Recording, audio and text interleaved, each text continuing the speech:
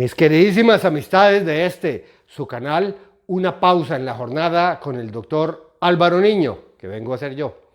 El tema de hoy, y no de forma oportunista, sino como educación ambiental, tiene que ver con los estragos que ha causado el primer huracán de categoría 5 que en la historia ha llegado a territorio colombiano y centroamericano.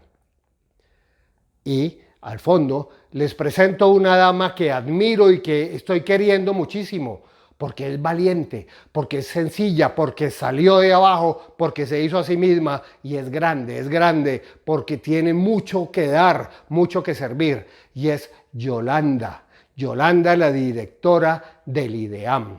Esta muchacha, cultísima, preparada en grandes universidades en Colombia y en los Estados Unidos, discípula de uno de los grandes maestros, de los sabios en huracanes del planeta, del Centro de Huracanes de la Florida, eligió por voluntad propia irse a Providencia y desde allí monitorizar en tiempo real lo que estaba pasando con este huracán tremendo, que empezó en categoría 2 hacia las 4 de la tarde y a las 4 de la mañana era categoría 5, la más alta que existe, porque no se han inventado la 7, la 8 o la 9, y que es capaz de devastar, de destruir por completo toda la infraestructura, esta vez pegándole a los más débiles y los más inocentes, porque nuestros hermanos insulares nada tienen que ver con las causas de estos incrementos y exacerbaciones de los fenómenos climáticos a nivel extremo, que es el calentamiento global. Los insulares no aportan nada de CO2 y de metano para el calentamiento global, pero son los primeros que van a pagar las consecuencias. ¿Y quién le va a responder? La enseñanza de ella radica en una frase que dice en su entrevista de la revista Semana y que me dejó a mí en estado de fortaleza. Ella dice que cuando estaba con su profesor en los Estados Unidos, le dijo: maestro, ¿será que vamos a ver cada vez peores huracanes, más fuertes, más intensos y más frecuentes? Y el sabio le dijo: seguro que así va a ser. Y le dijo: ¿y por qué? ¿Vamos a tener que subir las categorías 6 o 7 o más? Él dijo: la categoría es lo de menos. Con 5 ya el poder destructivo es absoluto.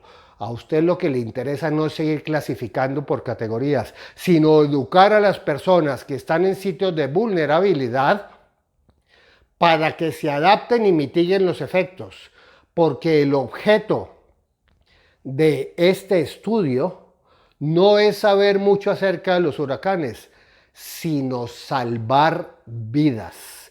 Mire, esa frase de esta muchacha, admirable, tendrá un sitial en nuestro museo ambiental, me aclaró perfectamente cuál es el objeto final de la educación ambiental orientada en el tema envolvente, que es el cambio climático, que nos está demostrando ya no es algo que va a pasar, que es posible, que no sé qué, y que algunos tontos poderosos dicen que eso es un cuento chino. No, es real, ya está acá y lo estamos viendo, y cada vez va a ser más frecuente. Miren, en Filipinas, en esta temporada llevan seis tifones, allá los huracanes les dicen tifones, pero es la misma cosa, consecutivos. Si con uno nos acabó de los sitios más amados por todos los colombianos, como es San Andrés y Providencia, sobre todo Providencia, que era el paraíso sobre la tierra, imagínese 4 o 5 consecutivos, no queda nada.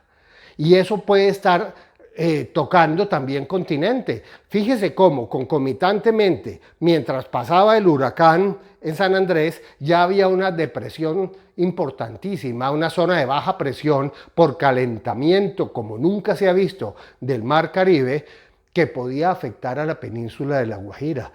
Probablemente no llegue a convertirse en un huracán, pero si lo fuera, ustedes se imaginan todas las comunidades guayú arrasadas. Allá no hay infraestructura de concreto, allá no hay agua.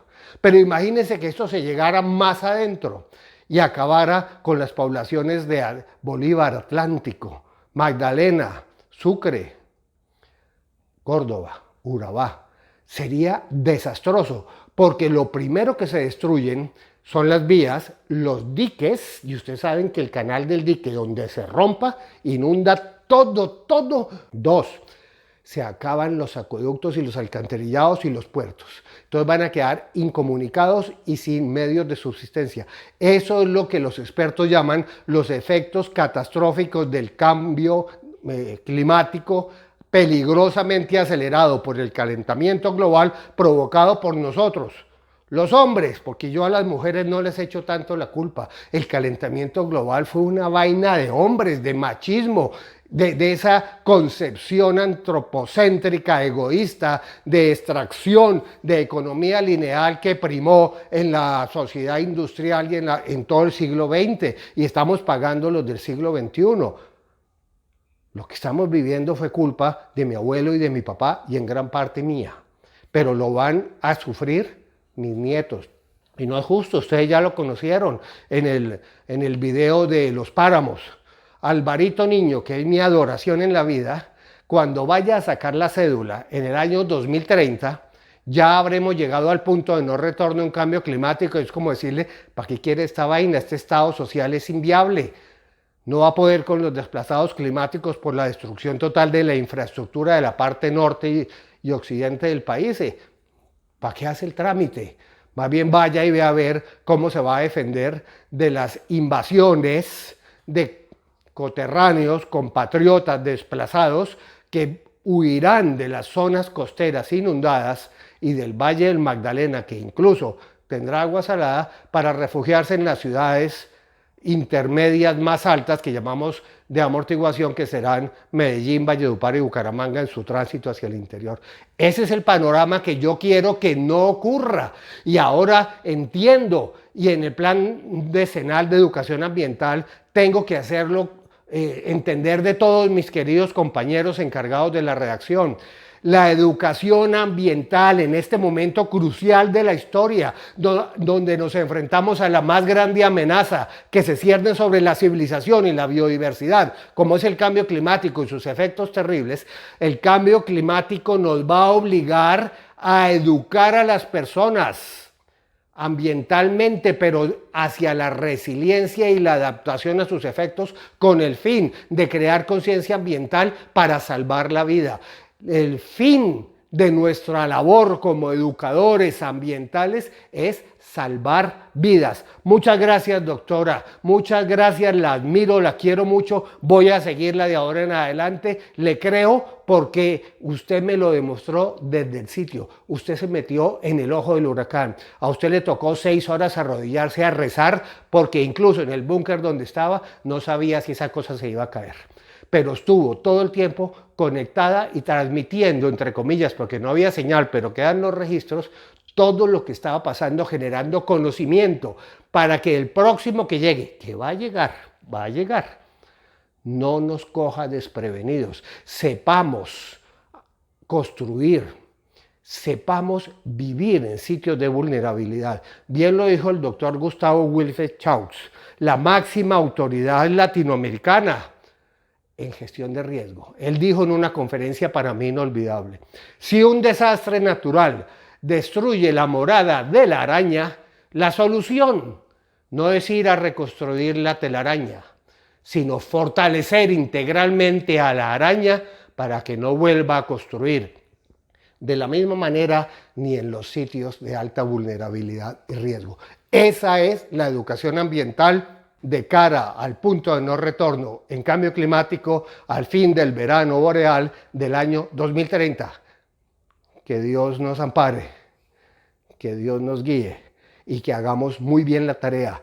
Esta es una responsabilidad histórica y no podemos ser menos de lo que nos toca afrontar. Muchas gracias, doctora Yolanda, muchas gracias a todos ustedes y resiliencia, adaptación y mitigación al cambio climático para salvar vidas. Muchas gracias.